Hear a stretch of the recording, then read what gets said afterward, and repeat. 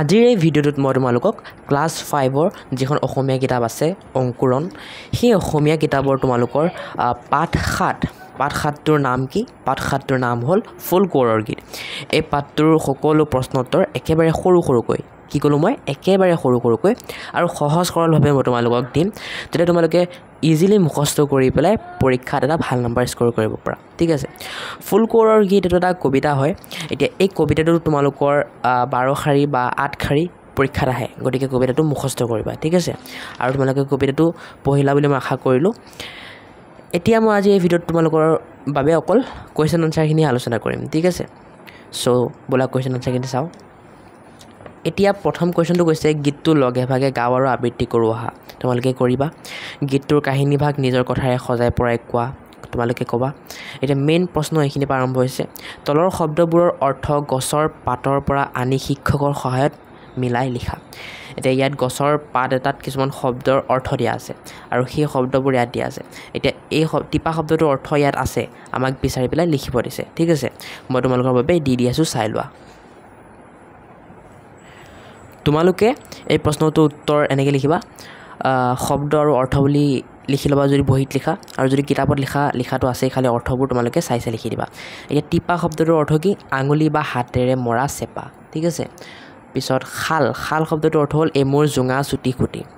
চলি শব্দটোৰ অৰ্থ চাচি এৰুৱা পাতল কাঠ। শূল শব্দটোৰ অৰ্থ জোঙা অস্ত্ৰ। দশা শব্দটোৰ অৰ্থ ভাগ্য অৱস্থা। শশা শব্দটোৰ অৰ্থ শংখ। তমস্কাৰৰ অৰ্থ পৰিপাটি। ঠিক আছে, চ' তোমালোকে লিখি লোৱা। এতিয়া আমি সেই শব্দ অৰ্থবোৰৰ তলত দিয়া উত্তৰ দিয়াৰ প্ৰশ্ন উত্তৰবোৰ চাম। ক নম্বৰ প্ৰশ্নটো কৈছে আমাক, ফুল কোঁৱৰ উঠি উৰি যোৱা ঘোঁৰাটো কিহৰ আছিল? উত্তৰ হ'ব ফুল কোঁৱৰ উঠি উৰি যোৱা ঘোঁৰাটো কাঠৰ আছিল। এতিয়া তোমালোকৰ লাগি আছে যে প্ৰশ্নটোৰ উত্তৰ ডাঙৰকৈ দিছোঁ, কিন্তু ডাঙৰ নহয়, আচলতে প্ৰশ্নটোৰ উত্তৰ কাঠৰহে। এই যে ডাঠ কালাৰে হাইলাইট কৰি দিছোঁ সেইটোহে, বাকীবোৰ প্ৰশ্নতে আছে চোৱা। কাৰণ ফুল কোঁৱৰ উঠি উৰি যোৱা ঘোঁৰাটো কিহৰ আছিল, এই প্ৰশ্নটোত মেইন প্ৰশ্নটো হ'ল কিহৰ, হয়নে নাই? কিহৰটো মেইন প্ৰশ্ন। কিহৰৰ জেগাত তোমালোকে কি লিখিবা? কাঠৰ। বাকী প্ৰশ্নতে আছে চব চোৱা, হয়, খালি মই কিহৰৰ জেগাত কাঠৰটো লিখিছোঁ, বাকী চব প্ৰশ্নত আছে। গতিকে তোমালোকে কাঠৰটো মুখস্থ কৰিলেই প্ৰশ্ন পৰা বনাই লিখিব পাৰিবা। ঠিক আছে, আৰু তোমালোকে এনেকৈ লিখিলে ফুল মাৰ্কছো পাবা। এতিয়া খ নম্বৰ প্ৰশ্নটো আমাৰ কি কৈছে? ঘোঁৰাত উঠি গৈ ফুল কোঁৱৰ ক'ত পৰিছিল? এতিয়া এইটোৰ উত্তৰ কি হ'ব তোমালোকৰ? এইটোৰ উত্তৰ হ'ব ঘোঁৰাত উঠি গৈ ফুল কোঁৱৰ মালিনীৰ বাৰীত পৰিছিল। ঠিক আছে, এতিয়া ক'ত, এইটো মেইন প্ৰশ্ন, গতিকে ক'তৰ জেগাত লিখিবা মালিনীৰ বাৰীত, বাকী চব প্ৰশ্নতে আছে। ঠিক আছে, এতিয়া গ নম্বৰটো কি কৈছে? ফুল কোঁৱৰে ছমাহৰ বাট এদিনতে কেনেকৈ পালে? উত্তৰ লিখিবা ফুল কোঁৱৰে ঘোঁৰাত উঠি ছমাহৰ বাট এদিনতে পালে। ঠিক আছে, এতিয়া কেনেকৈ, এইটো মেইন প্ৰশ্ন, কেনেকৈ জেগাত লিখিবা ঘোঁৰাত উঠি। ঠিক আছে, আৰু বাকী চব প্ৰশ্নতে আছে চোৱা। ঘ নম্বৰটো তোমালোকৰ কি কৈছে চোৱা। ঘ নম্বৰটো কৈছে তোমালোকক ফুলনিখনৰ ফুলবোৰ কোনে ফুলালে? উত্তৰ হ'ব ফুলনিখনৰ ফুলবোৰ ফুল কোঁৱৰে ফুলালে। ঠিক আছে, এতিয়া কোনেটো মেইন প্ৰশ্ন, কোনে জেগাত কি লিখিবা? ফুল কোঁৱৰে। অ'কে, এতিয়া ভিডিঅ'ৰ মাজতে মই তোমালোকক কথা এটা কৈ দিওঁ। মই তোমালোকৰ ক্লাছ 5ৰ গোটেই অসমীয়া কিতাপখনৰ ভিডিঅ' বনাই থৈছোঁ, সকলো চেপ্টাৰৰ ভিডিঅ' বনাইছোঁ। ঠিক আছে, এতিয়া ফুল কোঁৱৰৰ পিছত যিটো চেপ্টাৰ আহিব সেইটোৰ বনাম, চ' চেনেলটো ছাবস্ক্ৰাইব কৰি ৰাখিবা। আৰু বাকী যিবোৰ ভিডিঅ' বনাই থৈছোঁ সেইবোৰ অলৰেডি চাবলৈ হ'লে মোৰ এই ভিডিঅ'টো এনেকৈ সৰু কৰি লোৱা, সৰু কৰি পেলাই মোৰত ক্লিক কৰিবা। ক্লিক কৰিলে তোমালোকৰ আগত ভিডিঅ'টোৰ ডেছক্ৰিপশ্যন খুলি যাব। ঠিক আছে, খোলাৰ পিছত তোমালোকে কি কৰিবা, ইয়াত চোৱাচোন ডাউনলোড PDF লিখা আছে। ডাউনলোড PDFত ক্লিক কৰিলে তোমালোকে এতিয়া যে মই যিবোৰ নোটছ দিলোঁ, যিবোৰ লিখি দিলোঁ, ইয়াত যিবোৰ ওলাইছিল সেইবোৰ PDF পাই যাবা। ঠিক আছে, কিবা এটা পে' কৰিব লাগিব, কিন্তু PDFটো পাই যাবা। মই PDFটো বনাই আছোঁ, অলপ টাইম লাগিব। বাকী পিছত PDFটোৰ পিছত তোমালোকে যদি আকৌ মোৰটোত ক্লিক কৰিলে তোমালোকৰ এনেকুৱা এটা ইণ্টাৰফেচ অ'পেন হ'ব। ইয়াত তোমালোকে পাবা প্লে'লিষ্ট লিংক। ঠিক আছে, এই প্লে'লিষ্ট লিংকটোত ক্লিক কৰিলে তোমালোকে ক্লাছ 5ৰ গোটেই অসমীয়াৰ প্লে'লিষ্টটো পাই যাবা, য'ত সকলো ভিডিঅ' আছে। পিছত মোৰ হোৱাটছএপ চেনেলৰ লিংক দিয়া আছে, গৈ পেলাই ফ'ল' কৰি দিবা। আৰু মোৰ ইনষ্টাগ্ৰামৰ লিংক দিয়া আছে, মানে নামটো দিয়া আছে, তোমালোকে চাৰ্চ কৰি পেলাই ফ'ল' কৰি দিবা। আৰু বাকী যদি মই ফিউচাৰত, ভৱিষ্যতত কোনোবা যদি বেলেগ ভিডিঅ' বা কিবা বেলেগ তোমালোকৰ ক্লাছ 5ৰ বস্তু বনাওঁ অসমীয়া ৰিলেটেড, তেন্তে মই ইয়াত লিংক দি দিম, তাৰপৰা চাবগৈ পাৰিবা।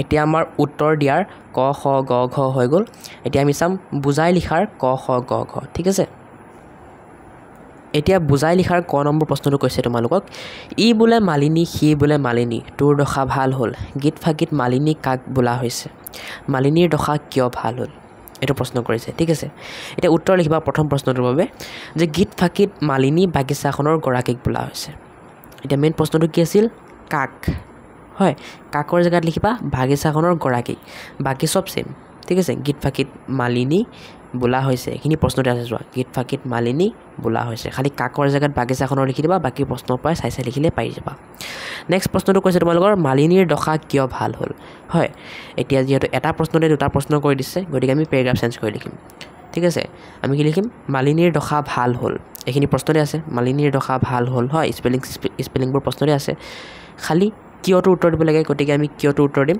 কাৰণ তাইৰ শুকান ফুলৰ বাৰীখন আকৌ ফুলেৰে ভৰি পৰিল ঠিক আছে কি লিখিবা কাৰণ তাইৰ শুকান ফুলৰ বাৰীখন আকৌ ফুলেৰে ভৰি পৰিল এতিয়া তোমালোকে অকল এই দাঁতকালৰ হাইলাইটখিনি মুখস্থ কৰি হ'ল বাকি স্পেলিং চব প্ৰশ্নতে আছে প্ৰশ্ন পাই চাই ল'ব পাৰিবা ঠিক আছে এতিয়া খ নম্বৰটো চোৱা খ নম্বৰ প্ৰশ্নটো তোমালোকে কিন্তু গোটেইখিনি মুখস্থ কৰিব লাগিব এই প্ৰশ্নৰ উত্তৰটো ঠিক আছে ফুল কোঁৱৰৰ হাতৰ পৰশত ফুলনি বাৰীখন কেনেদৰে তমস্কাৰ হৈছিল মানে ফুল কোঁৱৰৰ আহাৰ লগে লগে ফুলনি বাৰীখন কেনেকৈ একদম ধুনীয়া হৈ গৈছিল সেইটো সুধিছে উত্তৰ লিখিবা ফুল কোঁৱৰৰ হাতৰ পৰশত ফুলনি বাৰীখনৰ ফুল গছবোৰে শিপা আৰু পোখা ধৰিলে ডাল মেলিলে কলি পেলালে আৰু শেষত সকলোৱে ফুল মেলি ফুলনি বাৰীখন তমস্কাৰ কৰিলে ঠিক আছে এইটো এটা প্ৰশ্নত বেছিভাগ নাই গতিকে তোমালোকে মুখস্থ কৰিব লাগিব গোটেইখিনি এজ ইট ইজ এতিয়া আমি গ নম্বৰ প্ৰশ্নটো চাম এতিয়া চোৱা গ নম্বৰ প্ৰশ্নটো কি কৈছে গ নম্বৰ প্ৰশ্নটো কৈছে শিপা ধৰাৰ পৰা কি কি স্তৰ পাৰ হৈ ফুলবোৰ ফুলিছিল মানে শিপা ধৰাৰ পিছত আৰু কি কি ষ্টেপ আহিছিল যি ষ্টেপবোৰ পাৰ হৈ ফুল ফুলিছিল সেইটো সুধিছে উত্তৰ লিখিবা শিপা ধৰাৰ পৰা পোখা ধৰা ডাল মেলা কলি পেলোৱা আদি স্তৰ পাৰ হৈ ফুলবোৰ ফুলিছিল এতিয়া মেইন তোমালোকৰ প্ৰশ্ন হ'ল কি কি গতিকে এই কি কি জেগাত লিখিবা পোখা ধৰা ডাল মেলা কলি পেলোৱা আদি বাকী সব প্ৰশ্নৰ লগত এজ ইট ইজ সেম ঠিক আছে যেনেকৈ শিপা ধৰাৰ পৰা খালি কি কি জেগাত কি লিখিছোঁ মই পোখা ধৰা ডাল মেলা কলি পেলোৱা আদি হয় পিছত আকৌ স্তৰ পাৰ হৈ ফুলবোৰ ফুলিছিল সব সেম খালি তোমালোকে দাঁত কালাৰ হাইলাইটখিনি মুখস্থ কৰিব লাগে তেনেকৈ এতিয়া ঘ নম্বৰটো আমি চাওঁ ঘ নম্বৰটো কি কৈছে আমাক 12 বছৰীয়া শুকান ফুলৰ বাৰীখন কেনেদৰে সলনি হ'ল উত্তৰ লিখিবা 12 বছৰীয়া শুকান ফুলৰ বাৰীখন ফুল কোঁৱৰৰ হাতৰ পৰশত সলনি হ'ল কেনেদৰে এইটো মেইন প্ৰশ্ন কেনেদৰে জেগাত লিখিবা ফুল কোঁৱৰৰ হাতৰ পৰশত বাকী সব প্ৰশ্নতে আছে অ'কে এতিয়া আমাৰ বহলাই লিখাৰ ক খ গ ঘ হৈ গ'ল এতিয়া আমি চাম ক অংশৰ লগত খ অংশ মিলোৱাখিনি ঠিক আছে মই মিলাই দিছোঁ চোৱা তোমালোকে জেউতি চৰিলে এইটো কাৰ লগত মিলাবা এইটো মিলাবা উৰি যাও কৰিল ঠিক আছে ফুলনি বাৰীত থাকোঁতে কোঁৱৰে এইটো মিলাবা ইপাহি সিপাহি লেখি পিছত তগৰ গুটি মালি এইটো মিলাবা সবেও পেলালে কলি পিছত কৰে হৰি হৰি এইটো মিলাবা ফুলৰে তিৰবিৰ দেখি ঠিক আছে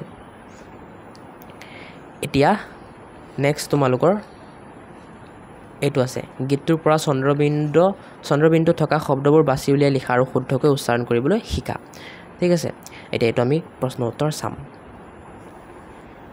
এতিয়া এই প্ৰশ্নটোৰ উত্তৰ তোমালোকে এনেকৈ লিখিবা ঠিক আছে গীতটোৰ পৰা মই চন্দ্ৰবিন্দু থকা শব্দ কিছুমান ওলাই দিছোঁ চোৱা ফুল কোঁৱৰ ওপৰত চন্দ্ৰবিন্দু আছে ঘোঁৰাৰো আছে যাও শশা থাকোঁতে কোঁৱৰে এইবোৰ শব্দৰ ওপৰত চন্দ্ৰবিন্দু আছে এতিয়া এইবোৰ পঢ়া তোমালোকে ঠিক আছে মই পঢ়ি দিছোঁ শুনা ফুল কোঁৱৰ ঘোঁৰা যাও শশা থাকোঁতে কোঁৱৰে ঠিক আছে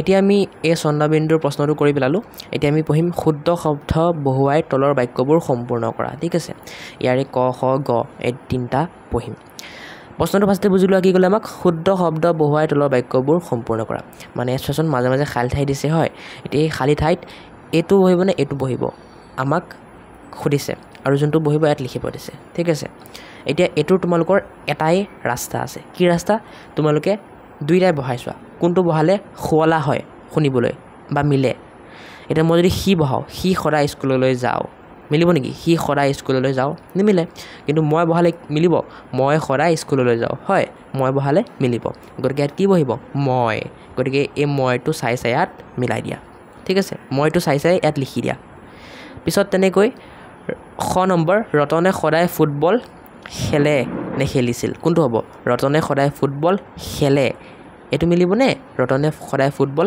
খেলিছিল মিলিব ঠিক আছে এতিয়া খেলেটো মিলিব কি মিলিব ৰতনে সদায় ফুটবল খেলে তেনেকৈ গ নম্বৰ গোলাপ ফুল পাহি ৰঙা ঢকঢকীয়া মিলিবনে টিকটিকিয়া মিলিব টিকটিকিয়া মিলিব কাৰণ ঢকঢকীয়া কাক কোৱা হয় বগা ৰঙক কোৱা হয় টিকটিকিয়া কাক কোৱা হয় বেলেগ বেলেগ ৰঙক কোৱা হয় ঠিক আছে গতিকে গোলাপ ফুল পাহি টিকটিকিয়া ৰঙা বুলি লিখিবা ঠিক আছে এতিয়া সেই প্ৰশ্নটোৰ উত্তৰখিনি আকৌ মই দেখাই দিছোঁ চোৱা ফাৰ্ষ্টটো কটো মই কি কৈছিলোঁ মই বহিব খটো কি কৈছিলোঁ খেলে বহিব গটো কি কৈছিলোঁ মই টিকটিকিয়া বহিব গতিকে তোমালোকে চাই লিখি লোৱা এতিয়া আমাৰ এইকেইটা হৈ গ'ল ক খ গ হৈ গ'ল হয় এতিয়া আমি বেলেগকেইটা চাম এতিয়া পিছৰ পাৰ্টটো তোমালোকৰ জানো অহাখিনি দিছে তোমালোকে পঢ়িবা নেক্সট তোমালোকৰ এটা গীত দিছে এই গীতটো পঢ়িব দিছে পঢ়ি পেলাই তোমালোকক কি কৈছে বিশেষ্য পদকেইটা বাছি উলিয়াব দিছে এই গীতটোত থকা এতিয়া আমি জানো বিশেষ্য পদ মানে কি নাম বুজোৱা শব্দ হয় এতিয়া নাম বুজোৱা শব্দ কেনেকুৱা হ'ব কাঠৰ এটা নাম বুজোৱা শব্দ হয় নাই হয় তেনেকৈ পক্ষী এটা নাম বুজোৱা শব্দ এনেকুৱা নাম বুজোৱা শব্দবোৰ আমাক বিচাৰি উলিয়াই লিখিব দিছে মই তোমালোকৰ বাবে লিখি দিছোঁ চাই লোৱা এয়া চোৱা মই তোমালোকৰ বাবে লিখি দিছোঁ কাঠ পক্ষী ঘোঁৰা জেউতী বাট দিন মালিনী বাৰী ভৰি টিপা সেউতী মালতী তগৰ গুটি মালি শিপা ঠিক আছে তোমালোকে চাই লিখি লোৱা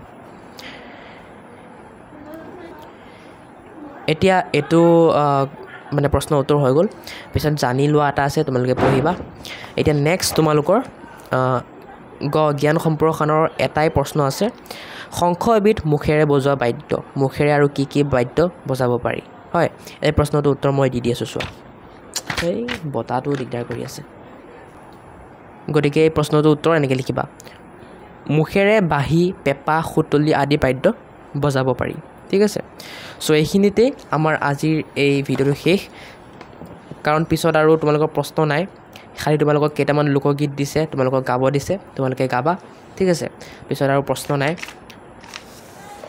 পিছত তোমালোকক এটা পদ্য দিছে ককা আৰু নাতি ল'ৰা তোমালোকে পঢ়িবা আৰু কবিজনৰ নাম মনত ৰাখিবা কবিজনৰ নাম কি যতীন্দ্ৰ নাথ দুৱৰা এইটো আহিব পাৰে তোমালোকক সুধি দিব পাৰে পৰীক্ষাত যে ককা আৰু নাতি ল'ৰা কবিতাটো কোনে লিখিছিল উত্তৰ হ'ব যতীন্দ্ৰ নাথ দুৱৰা ঠিক আছে এতিয়া চেনেলটো ছাবস্ক্ৰাইব কৰি ৰাখা কাৰণ নেক্সট ভিডিঅ'ত মই তোমালোকক ৰঙৰ ৰহস্য এই চেপ্টাৰটোৰ সকলো প্ৰশ্ন উত্তৰ সৰুকৈ আৰু সহজ সৰল ভাষাত দিম সেয়েহে চেনেলটো ছাবস্ক্ৰাইব কৰি ৰাখা তেতিয়ালৈকে কিপ ৱাচিং কিপ ছাপৰ্টিং বাই